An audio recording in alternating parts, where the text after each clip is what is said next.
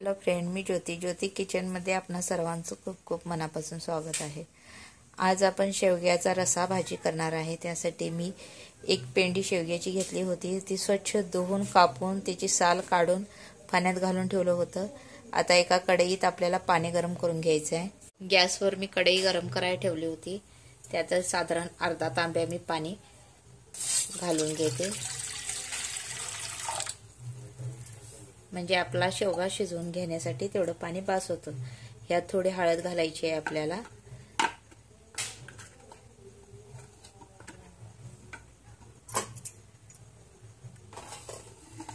आणि हा धुतलेला शेवगा देखील यात घालून आपण शिजवून घ्यायचा आहे।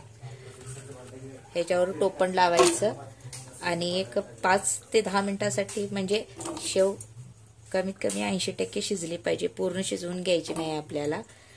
एवढ्या प्रमाणात शिजवून घेऊनच त्याची आपल्याला रसा भाजी बनवायची आहे। 5 मिनिटं झाले आहेत। आपण आता शेवगा पाहू 80% शिजला आहे का तो। हे पहा, आपला शेवगा व्यवस्थित असा शिजला गेला आहे। आता हा आपण एका बाउलमध्ये काढून घेऊया।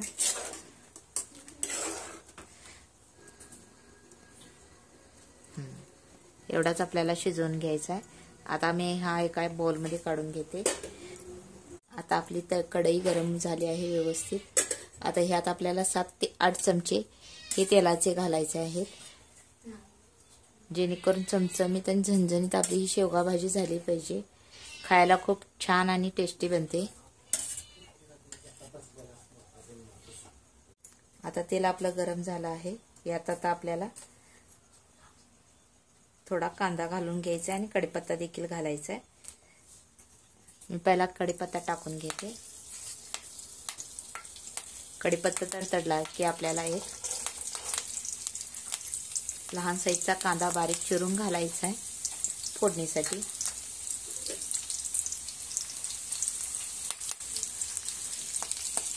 कांदा आपला भाजत आला की त्यात आलं लसूण किसून घालायचं आहे। तुम्ही ठेचून देखील घालू शकता। मी ह्याला किसून घेतला आहे। हे छानपैकी असं भाजले की ह्यात मसाले घालून आपल्याला परतून घ्यायचा आहे। आणि त्याची शेवग्याची आमटी एकसंग होण्यासाठी मी एक खास मसाला तयार केला आहे। त्यात मी एक वाटी तीळ घातली आहे, थोडंसं लसूण 5-6 पाकळ्या लसणाच्या घातल्या आहेत, थोडी कोथिंबीर, आलं आणि थोडंसं जिरं, हे सर्व मिक्सरला लावून त्याचं वाटण तयार करून घेतलं आहे। हे आता आपल्याला ह्या मसाल्यात घालून घ्यायचं आहे।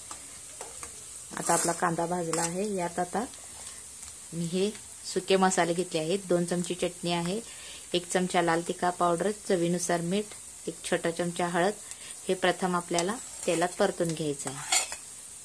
आणि गरम मसाला आणि धने पावडर हे आपल्याला नंतर न घालायचं आहे। हे प्रथम आपण तेलात व्यवस्थित असं परतून घेऊ।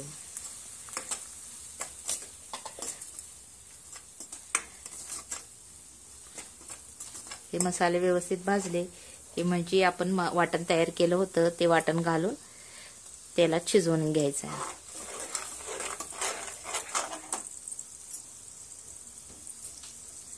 आणि या वाटणासाठी सुद्धा आपल्याला गरम पाण्याचा वापर करायचा आहे। गार पाण्याचा वापर कुठेच करायचा नाही आपल्याला।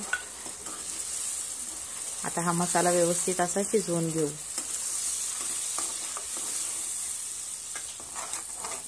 मी झाकण लावून 2 मिनिटं तो मसाला शिजवून घेत होते। आता आपण 2 मिनिटं झाले आहेत, काढून पाहू। हे पहा, अशा प्रकारे आपला हा मसाला चांगल्या प्रकारे भाजून घ्यायचा किंवा शिजवून घ्यायचा आहे। आता ह्या स्टेपला आपल्याला जे आपण शेवगा शिजवून घेतला आहे हा घालायचा आहे। पूर्ण पाण्यासकट घाला तुम्ही। आणि जर तुम्हाला सुकी जर भाजी करायची असेल तर या पाण्याचा नाही वापर केला तरी चालतो। मला रस्सा भाजी बनवायची आहे म्हणून मी त्यात थोडं जे शिजवलेलं पाणी आहे त्याचाच वापर केला आहे। आणि ह्यात आता आपल्याला जो गरम मसाला आहे तो गरम मसाला ह्यात शेवटला टाकून द्यायचा आहे आणि 1-2 मिनिटं त्याला झाकून ठेवून शिजवून घेऊ।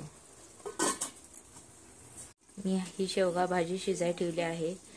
शेवग्यात खरं तर विटॅमिन सी भरपूर प्रमाणात असते, ज्यामुळे थकवा दूर होतो. यात कॅल्शियमचे प्रमाण अधिक असते, ज्यामुळे हाडे मजबूत होतात. लोह असते, ज्यामुळे रक्ताची कमतरता दूर होते. आणि झिंक देखील असते, त्यामुळे आपल्याला सर्पर्स काउंट वाढतो. तसंच यात विटॅमिन ए असते, त्यामुळे डोळ्याचे आरोग्य सुधारते. प्रोटीन्स असल्यामुळे मसल्स आणि ॲम्बल्स मजबूत होतात. हे खाल्ल्याने चयापचय क्रियेचा वेग वाढतो, तसेच वजन कमी होण्यास मदत होते. यात भरपूर प्रमाणात पोटॅशियम असते आणि रोगापासून देखील बचाव होतो. यामुळे शेवग्याची शेंग खाणे ही शरीरासाठी खूप आरोग्यदायी असते. आता 2 मिनिटं आपले झाले आहेत. हे पहा, आपली शेवग्याची शेंग व्यवस्थित अशी परफेक्ट झाली आहे. यात तुम्हाला जास्त पातळ, कमी, घट्ट करायचे असेल तर तुम्ही ह्यात गरम पाण्याचा वापर करू शकता. मला हे माप बरोबर वाटतं, म्हणून मी ह्यात जास्त काही कमी जास्त करणार नाही आता. आणि ही रेसिपी जर आवडली असेल तर चॅनलला नक्कीच लाईक करा, शेअर करा आणि सबस्क्राईब करायला विसरू नका.